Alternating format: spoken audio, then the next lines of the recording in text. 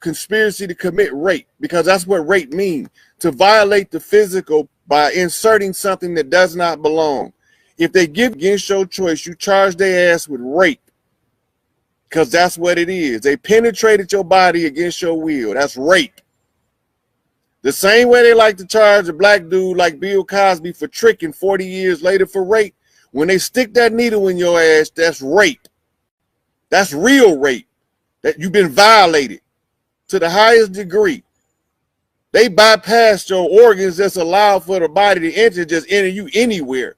Bust the skin open. If that ain't fucking rape, then there ain't no fucking rape law in the book.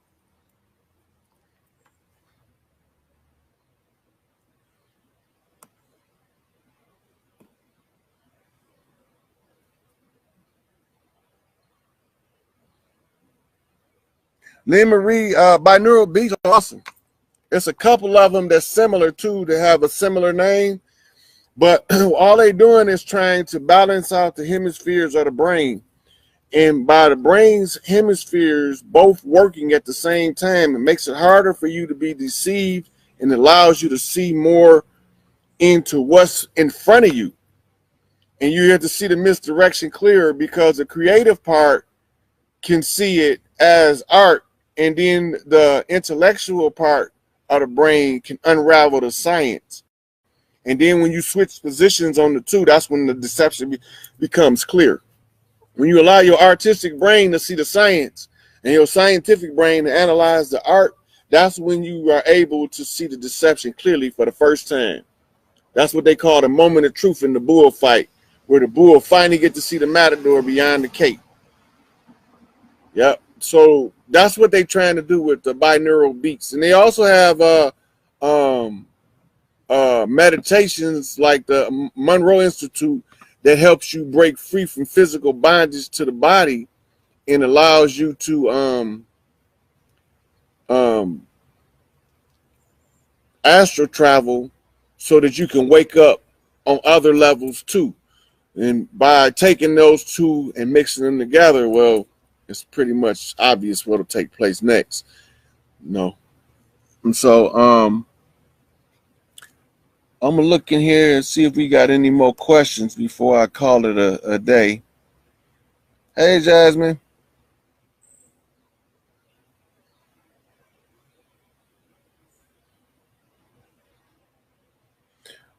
Oh, you know what? I got about maybe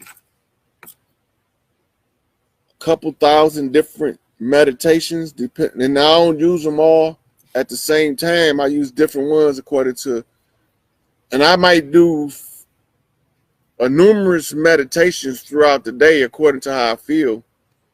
But yeah, I do a lot of different meditations, and I'm at the point now where I don't do them on a schedule, because I have a etheric pool when I have to meditate, and I can't hardly move in the physical. I have to go lay down, and I know it's time to get messages from spirit, and I can't stay woke, but I can't go to sleep either. That leaves me stuck in what they call a hypnagogic state, which facilitates rapid meditation trance. And that's when I know that the spirit trying to talk to me and that I'm ignoring something that I need to be paying attention to. I start feeling that way. Other times I have like, I got 15-minute rest meditation where I can get like 4 hours of rest in the 15-minute period. It's a meditation for almost everything I do.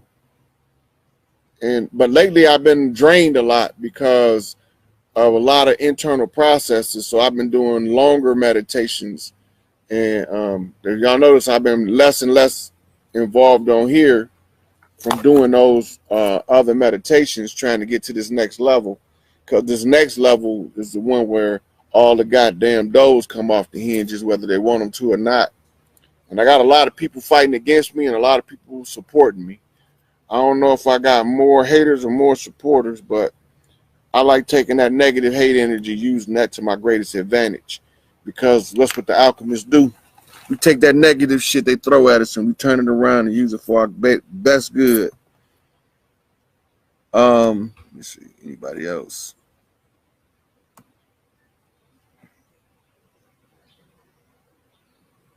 You're right, Lynn Marie. You can learn to meditate anywhere if you calm your mind. I got one meditation I do while I'm walking my dogs, where I don't acknowledge my physical presence in the dog walk. I only acknowledge my higher presence, and I can feel myself expand while I'm doing it, and then I'll get to a point where I can't see like my hands or nothing. It's too little.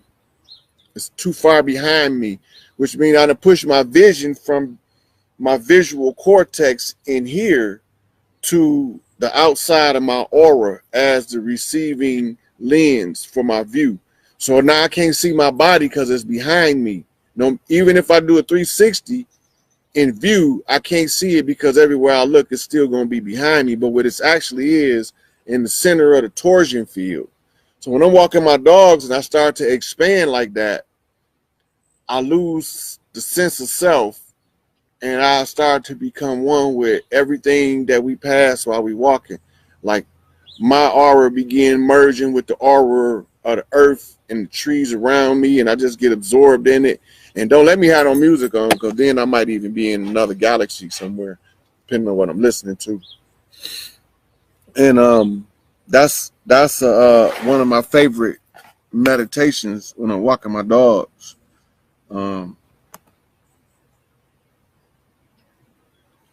Qigong is excellent. Learn how to see learn how to clear the heart chakra, that black energy, because the Qigong masters are the strongest at doing it. A lot of the other ones can't do it because they can't get the black goo off of them, and it end up infecting them.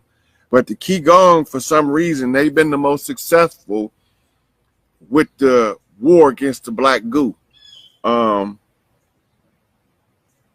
Yeah, reoccurring dreams is something that you have to deal with. So you may have to analyze the names, the people. Then you have to do an archetype for each person, because in the dream state, you could dream about your mama, but it could mean your grandmama if you felt more motherly energy from your grandmother than your mother.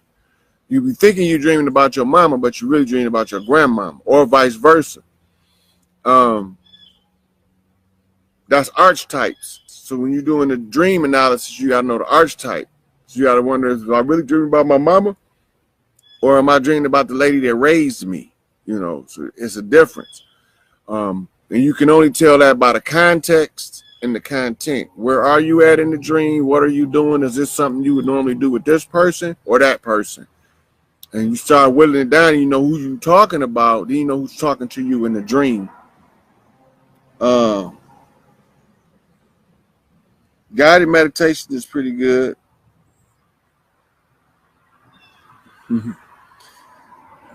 Don't be scared, Maxine, to be out of your body, because to be out of the body is to be near to God. You're going to have to learn how to come and leave under control.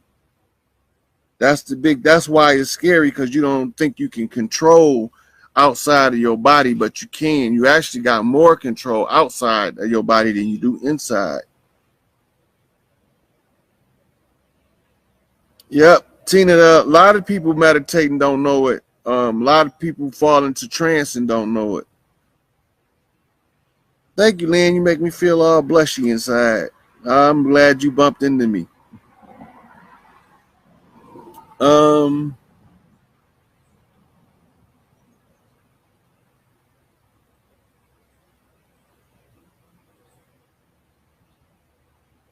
I explain it like I feel like a giant, because I can look down and see everything around me from afar. Yeah. Yep. That's called an expansion meditation. If you want, like, a lot of us know how to do this stuff unconsciously, so we don't control it, so we don't get stronger at it. But there's people that know how to do it consciously that can teach you the technique, and you will just pick it up and move at light speed while you learn it.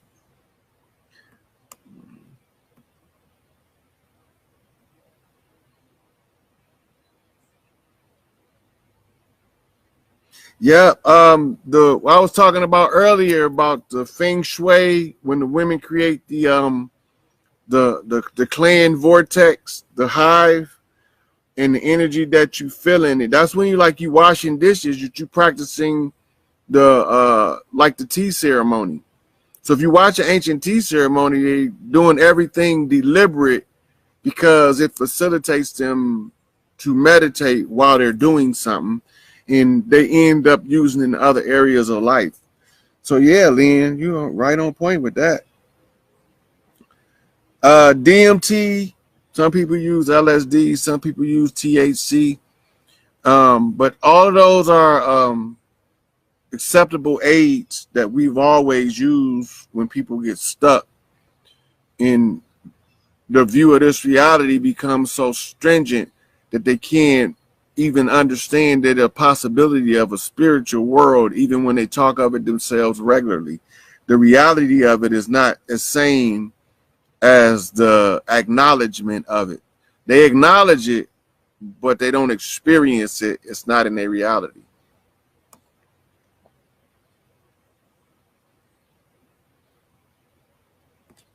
Yeah. So I think that's about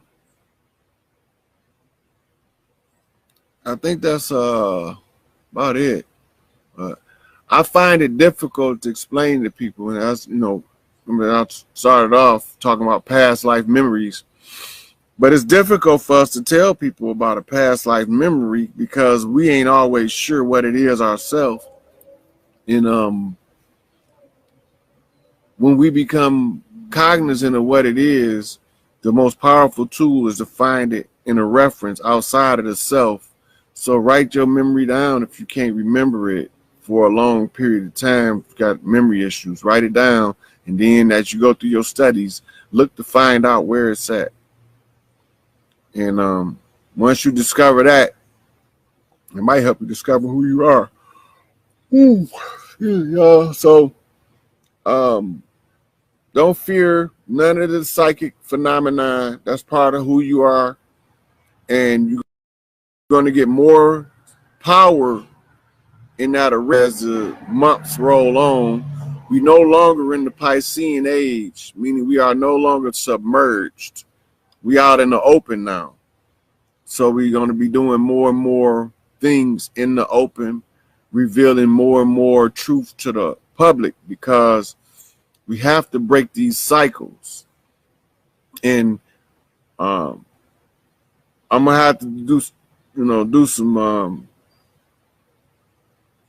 some more investigation, make some more contact with some more of the elders in the community because these people getting tied back into the system that's trying to be dissolved by the very people that put them in the same system in the first place is a problem. And I'm not liking it, but I made an agreement not to indiscriminately fuck shit up. So I'm not gonna indiscriminately fuck shit up. I done already agreed not to do that. But they gonna have to stop telling these people this bullshit, tying them back into this evil ass system, because this shit about to crumble down on their motherfucking head. And you have my people caught up in this game, trying to hold on to what ain't yours. They know what I'm talking about. I ain't talking about no average Joe walking down the street drinking them a strawberry crush and eating a bag of chips either. Talking about them motherfuckers in them smoke-filled rooms making decisions for everybody else. The ones that sold us out, just trying to resell us out.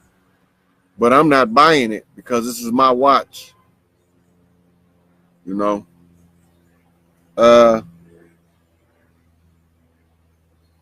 Yeah, Lynn, inbox me sometime. Maybe we can do something, get some of this information out in the public.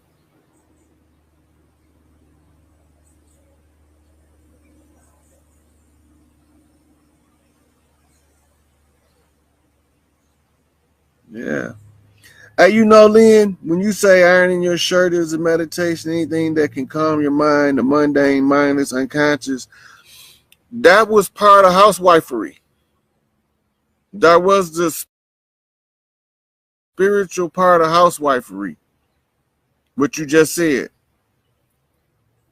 That was a subsection in the way of women who wanted to be stay-at-home mothers, how to stay at home and develop your spiritual self. But we start outsourcing it to the church. We start outsourcing it to the church and outsourcing our wives and mothers out to the church. So the church became the place that received all of the positive love energy that was supposed to be invested in the home. And that's how come the fabric, when they say they divided up the fabric of the Christ, they talking about his family. They divided up the fabric of the family. Remember, nuclear family, the family fabric, the good old Leave It to Beaver scenario. Yeah, that's what they was talking about. So you brought up a real good point. That is a subsection of the way of the woman. That is the spiritual practice of the housewife. That's the whole purpose of her staying at home. Ain't no other purpose of her being there. She ain't there to watch soap operas, you know. And that man not going out there to feed her bonbons to watch soap operas either. That's not the point, you know. But we're gonna get back to all of those things. That's part of matriarchal culture, where everybody know how to play their role and play it where it belongs. So I think I took up enough of y'all time and y'all energy. Thanks for watching me. And I don't know what I'll talk about next time or when next time will be, but keep y'all head up, stay positive, and look for the best. Refuse to accept the worst. With that, I say keep it moving.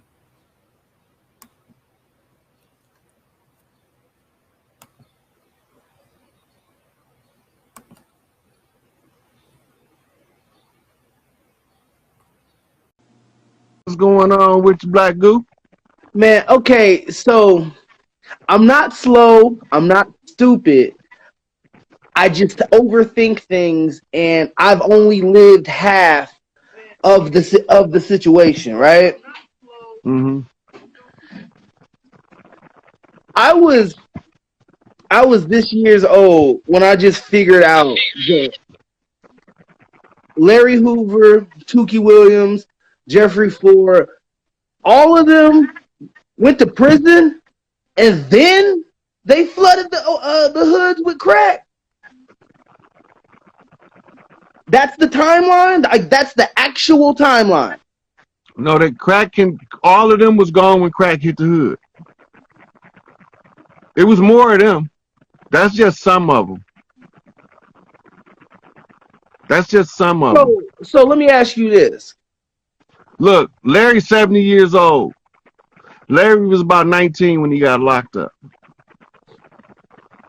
Chief Malik Angel Bay got locked up. He got out when he was like 21, 22. He was locked back up by the time he was 25. He didn't have a chance to do shit. I got a question. Mm-hmm. Where does Freeway Ricky Ross fit into the play of the political presidency of Larry Hoover, Jeffrey Ford, and Tukey Williams? Because, well, he don't directly he is a cause of the exposing of the DEA's flooding of the drugs into the community. They had to get somebody in the community to transport, to sell the drugs in the community. Ricky Ross should have never got a day because he was getting drugs directly from an undercover DEA agent. So you're telling me that the whole situation with, you know, the Tears of Trails, or the Trail of Tears, where they pushed, you know, the indigenous people on the East Coast westward, and they gave them smallpox and killed them all off. They didn't kill them all. Well, they didn't kill them all, right? Exactly. Because obviously, yeah. But listen to me for a second, because at that time they were importing rice and sugar to the indigenous people and trading it to them, and that could literally be a form of crack, rice and sugar. Well, we already had rice and sugar over here. We were growing sugar cane for thousands of years. That's nothing new to us. Right, but we didn't have white sugar. The bleaching agent in the sugar is the toxin. Right. That's what I'm speaking on specifically. But I'm like trying to find a parallel between the Trail of Tears and what's happening right now. The Trail of Tears was hundreds of years prior. The Trail of Tears was to matriculate $5 Indians into indigenous tribes before they built some shit called a reservation. Okay. During the Trail of Tears is when they was killing off the potential elders that they were allowed or that they was able to locate, identify, and execute, and to separate the families and then replace us with $5 Indians. Right. Exactly. That's what the Trail of Tears was for. Okay, yeah. That's clear. That's clear now. But like, because like the biggest irk in my stomach is when I just put together the timeline. Because like being born in the 90s, you know, the 80s was the hip hop generation, which was the same generation where they flooded crack. 90s was the hypnotized generation. And we didn't really know what the fuck was going on. We were living the system. You feel me? The 90s. Right. Because by this time, we reeling from the results of the crack epidemic with grandparents raising grandkids now because the parent was strung out on drugs. Right. So the timeline worked like this. If you want to know the timeline, Larry got locked up in 69. Jeff got locked up like 70 something. Tookie got locked up in the 70s. Crack didn't hit LA because it hit LA first until 78. They was doing something called freebase before that. Right. But George Herbert Walker Bush was using the oil rigs because they weren't subject to customs to bring tons of cocaine from Colombia, Bolivia, and Venezuela. Right? So he was bringing it in under the pretense of being oil. So in order to pack an oil ship with cocaine, which one of them has got to be making the most money? So they was using the money. One was making more than oil at the time? Yes. Damn. Yes. Damn. Oil was $50 a barrel. Cocaine was coming from Colombia at like $200 a key in bulk. 200 a key of cocaine. You can fit about 50 keys of cocaine in the 50-gallon barrel of oil, or oil barrel. So you see the difference in the price. Yeah. The $50 barrel of oil can hold $50,000 worth of cocaine. $50 versus 50,000. Who making the most money? Damn. Yeah. So they were using it to fund what they call CIA Black Ops programs. Right. One of the Black Ops programs that they were funding was Counterintelligence Program Operations, COINTELPRO. If you create something called a Drug Enforcement Agency, what are you enforcing?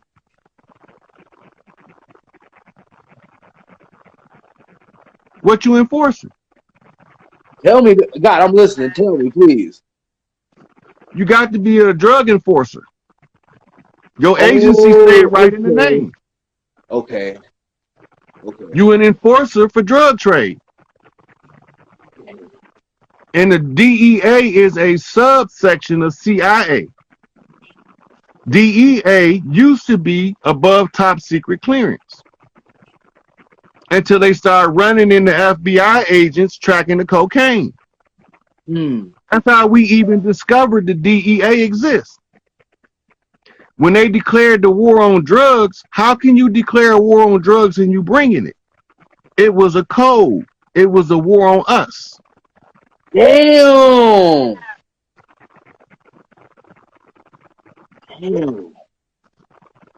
So they charging now. Larry never seen the streets in the whole crack era. He never, Larry, Jeff, or Tukey never seen the streets during the crack era. They were all locked up. All of the leaders across the land was in prison when crack hit us. We didn't know what to do. Because Jimi Hendrix was one of the chiefs too, and he was dead at that time, right? Yeah, Jimi Hendrix died in like 72. They poisoned him. They gave him a hot shot of heroin. Mm.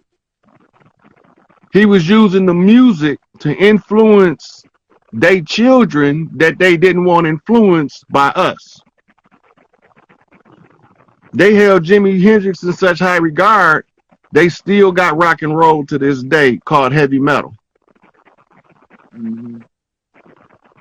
Psychedelic rock. Yeah.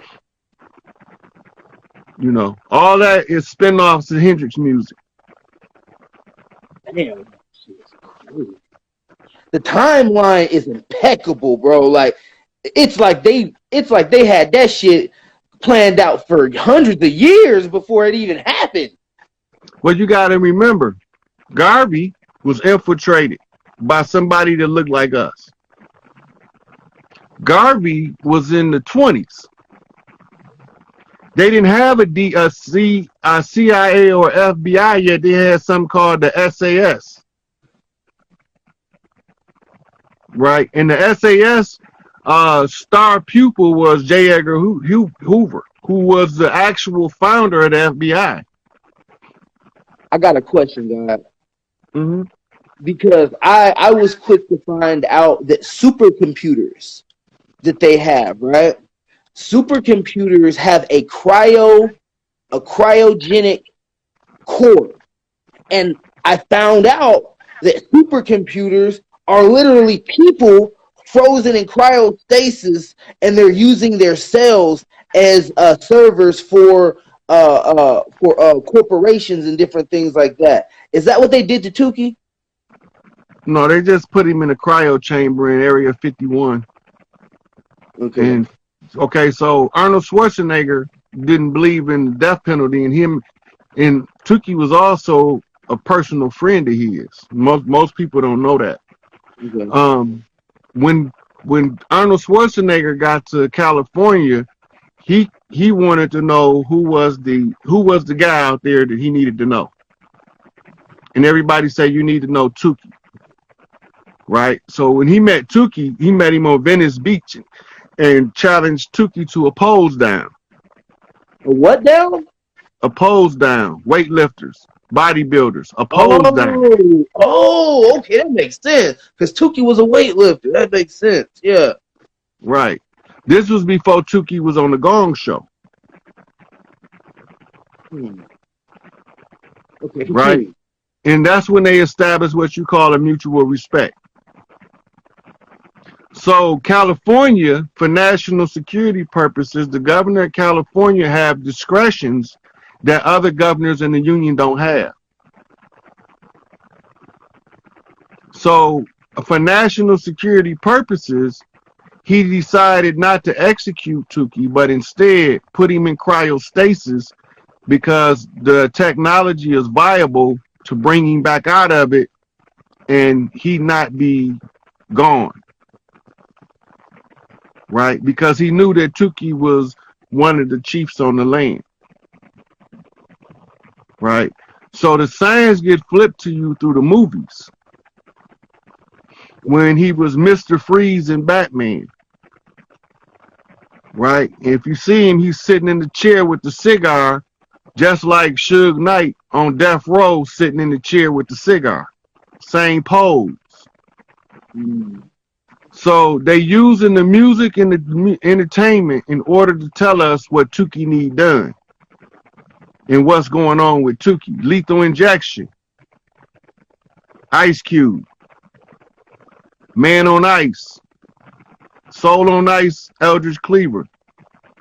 Right? The Soul on Ice become a Soul on Fire. A Creasy Bear. It's a bear flip. The bear is Sugar Bear. Sugar Bear is Suge Knight. Suge Knight clicked up with the Black Panther. The Black Panther was T'Challa. T'Challa called for the Gorilla Clan for assistance. The Gorilla Clan chief didn't want nothing to do with it, right? Until he seen that shit was real. So then now T'Challa get the help from the Gorilla Clan. Tupac get a knock. He did it at an elementary school. Back to basics. We gonna need guerrilla tactics. Machiavelli, a knock from the Prince to Niccolo Machiavelli to a knockback on a comparative analysis. So now you're speaking of the East Coast, West Coast beef right now, right? Right. I'm going into that because Biggie was Sitting Bull. That means he got to take the punishment, but don't say nothing. He got to take the verbal abuse in order for the science to bounce off him, and he to show that he don't got nothing to do with it for real.